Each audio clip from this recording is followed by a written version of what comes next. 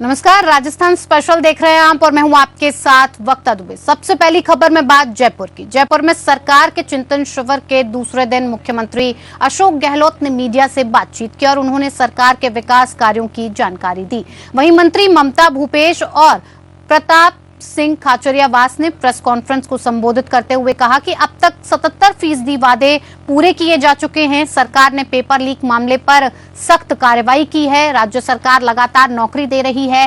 Cabinet में भी paper leak को लेकर चर्चा हुई। मंत्री ममता भूपेश और प्रताप सिंह ने कहा कि बीजेपी प्रदेश का माहौल बिगाड़ना चाहती है। पेपर लीक रोकने के लिए एक और एक्ट लाया जाएगा। निजी शिक्षण संस्थानों को लेकर एक्ट आएगा। किसी तरह का शोषण नहीं होने दिया जाएगा। गृह निर्माण समितियों द्वारा धोखा नहीं करने दिया जाएगा। 94% घोषणाओं में वित्तीय स्वीकृति जारी की जा चुकी है और राजस्थान और केंद्र सरकार की बजट घोषणाओं की तुलना होनी चाहिए। उन्होंने कहा कि राजस्थान निजी शिक्षण संस्थान विनियामक विधेयक सरकार लाएगी। राजस्थान के सांसद मूक बधिर बनकर बैठे हैं। मंत्रियों ने कहा कि जन आक्रोश रथ गायब हो गए हैं। वहीं मंत्रियों ने कहा कि सचिन पायलट पेपर लीक के किसी आरोपी का नाम बता दें तो उस पर कार्रवाई हो जाएगी। पायलट के सुझावों पर भी ध्यान दिया जाएगा।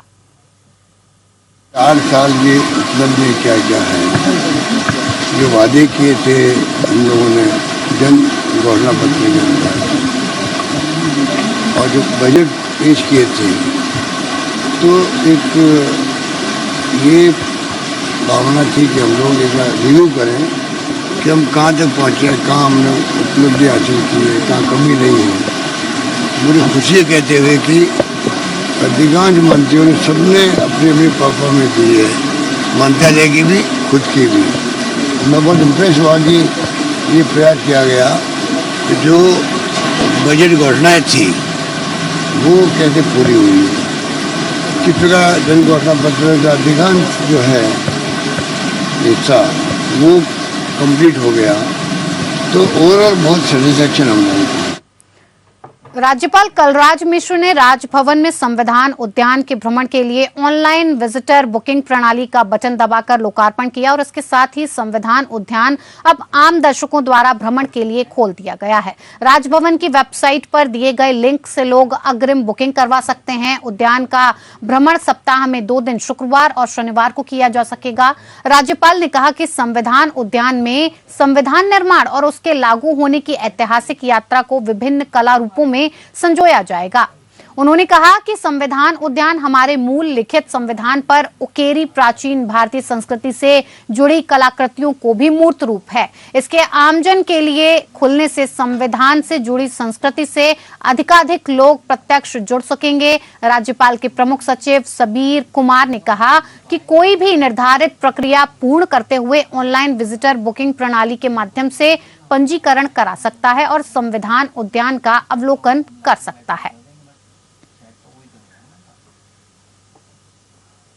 तो वहीं दिल्ली में भाजपा प्रदेश अध्यक्ष डॉक्टर सतीश पुनिया ने भाजपा राजस्थान इकाई की जन आक्रोश यात्रा का प्रस्तुतिकरण रखा है। प्रधानमंत्री नरेंद्र मोदी और भारतीय जनता पार्टी के राष्ट्रीय अध्यक्ष जेपी नड्डा की मौजूदगी में दिल्ली में चल रही राष्ट्रीय कार्यकारिणी बैठक में इस यात्रा का प्रस्तुतिकरण दिया गया।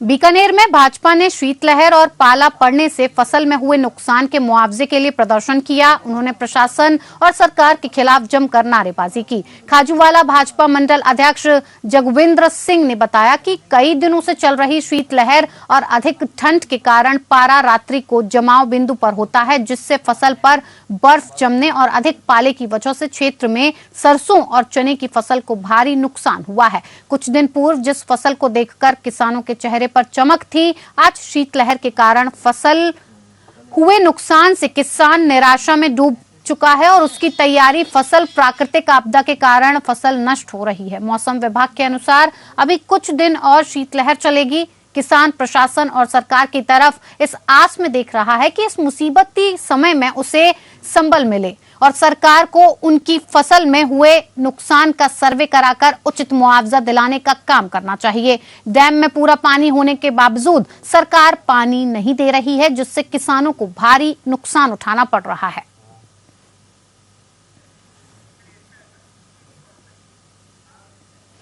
वहीं अजमेर में 2 करोड़ की रिश्वत मांगकर परेशानी करने के मामले में एसीबी टीम अजमेर में एसओजी की एडिशनल एसपी दिव्या मित्तल के घर की तलाशी ले रही है। उन पर एनडीपीएस एक्ट के मामले में दलाल के जरिए डरा धमकाकर रिश्वत मांगने का आरोप है। एसीबी राजस्थान में कुल 5 जगहों पर कार्रवाई कर रही है। कार्रवाई के दौरान मीडिया से बातचीत में दिव्या मित्तल ने कहा कि ड्रग माफियाओं को ट्रैक करने का इनाम मिला है, उन्होंने कोई रिश्वत नहीं मांगी है। जयपुर एसीबी के एडिशनल एसपी बजरंग सिंह ने बताया कि एसीबी मुख्यालय जयपुर में पिछले दिनों एक केस दर्ज हुआ था और इसमें शिकायतकर्ता ने बताया कि निर्दोष होते हुए उसका नाम नहीं रखने की एवज में 2 करोड़ की रिश्वत मांगकर परेशान किया जा रहा था। बीकानेर में दिव्या मित्तल के रिसोर्ट और फार्म हाउस में दलाल ने डरा धमकाकर 2 करोड़ रुपए की रिश्वत मांगी और उसके बाद एसीबी को शिकायत की गई। अजमेर के अलावा जयपुर, उदयपुर और झुंझुनू में 5 जगहों पर छापा चल रहा है। वहीं दिव्या मित्तल ने कहा कि अगर उन्होंने रिश्वत मांगी होती तो वो यहाँ नहीं मिलती।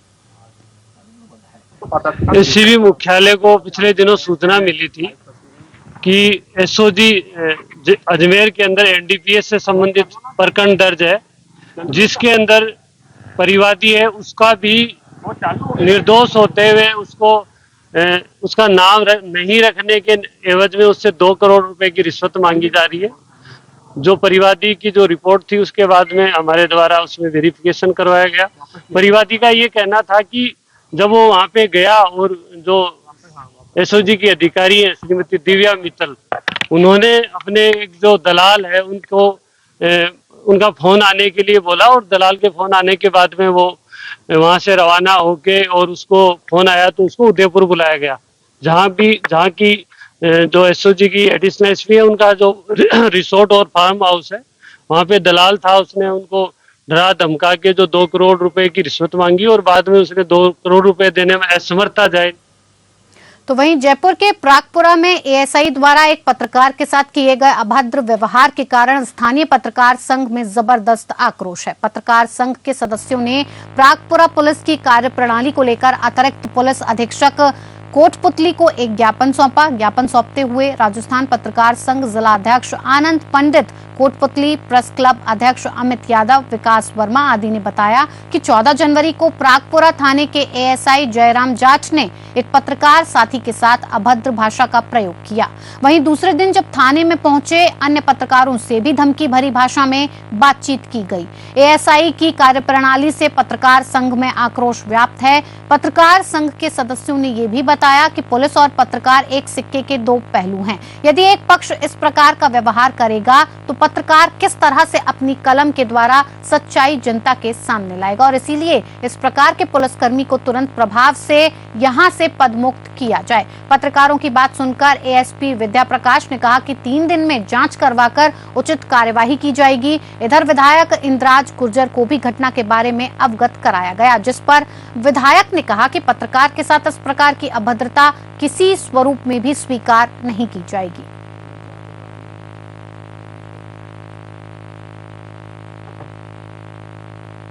पाली में साइबर सेल और पुलिस ने 5 जिलों की बैंक लूट की वारदात का खुलासा किया है। पिछले दिनों एसबीआई बैंक जॉर्डन में पिस्टल और चाकू दिखाकर लूट को अंजाम दिया गया था।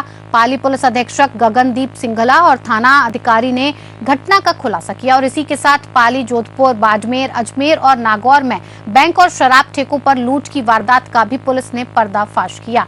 1 दर्जन से अधिक लूट और बाइक चोरी का पर्दाफाश हुआ है। लूट गैंग के मुख्य अभियुक्त राकेश बिश्नोई और प्रकाश जाट को पुलिस ने गिरफ्तार किया है। गैंग का मुख्य अभियुक्त प्रकाश का भाई दिनेश जाट कई घटनाओं में शामिल था।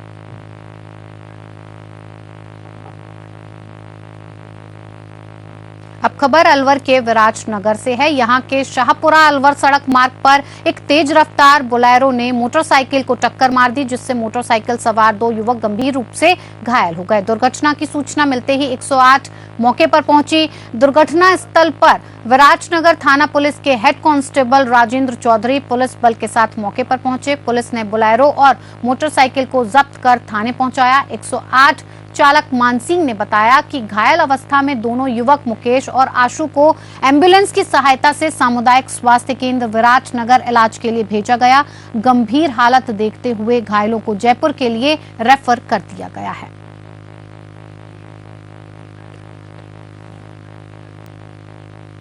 अलवर जिले के घिलौट औद्योगिक क्षेत्र में एक डंपर को ठीक करने गए मिस्त्री की डंपर के नीचे दबने से मौत हो गई। मौके पर पहुंची पुलिस ने एम्बुलेंस से शव को मोर्चरी में रखवाकर चालक से तहकीकात भी की। यहां के घिलौट रिको इंडस्ट्रीज में एक डंपर को ठीक करने आए मिस्त्री के साथ ये दर्दनाक हादसा हो गया।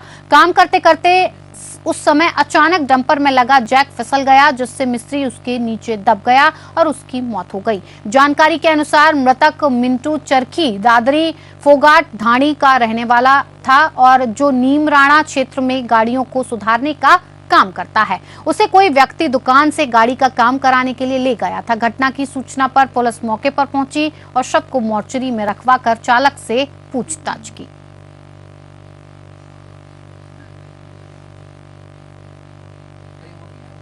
जालौर के आहोर में एसीबी ने विद्युत विभाग के तकनीकी सहायक को 6,000 रुपए की रिश्वत लेते हुए रंगों हाथों गिरफ्तार किया है। उसने मीटर रीडिंग सही करने और वीसीआर नहीं भरने के एवज में परिवादी से रिश्वत ली थी। हरजी के जीएसएस पर तकनीकी सहायक रूपनारायण प्रजापति कार्यरत हैं। एसीबी के पुलिस निरीक्षक दीनदयाल वैष्णव ने टीम के साथ कार्रवाई की।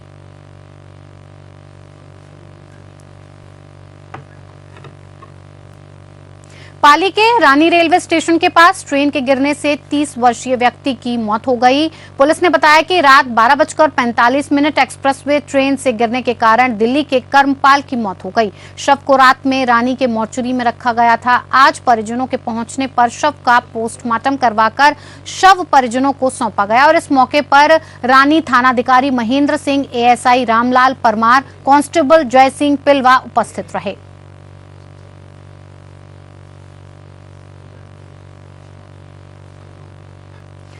तो वहीं अलवर जिले में सर्दी का सितम जारी है। यहां ग्रामीण क्षेत्रों में खेतों में बर्फ की चादर सी बिछ गई है। घरों के बाहर खड़ी गाड़ियों पर रात को बर्फ जमी हुई मिली। पाला गिरने से किसानों की चिंता अब और बढ़ गई है। सरसों की फसल को पाले से नुकसान की आशंका सता रही है। वहीं पाले से बचाने के प्रयास में किसान पूरी तरह से जुटे हुए हैं।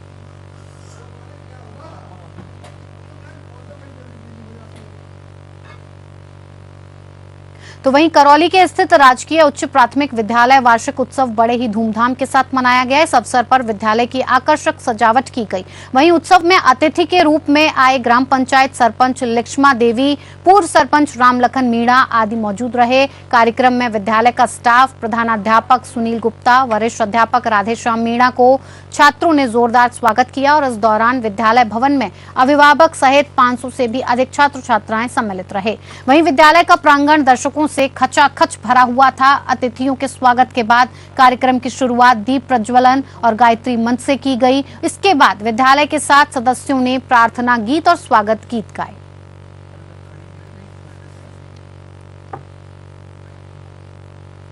चलिए, वक्त हो गया एक छोटे से ब्रेक का, जल्द हाजिर होंगे।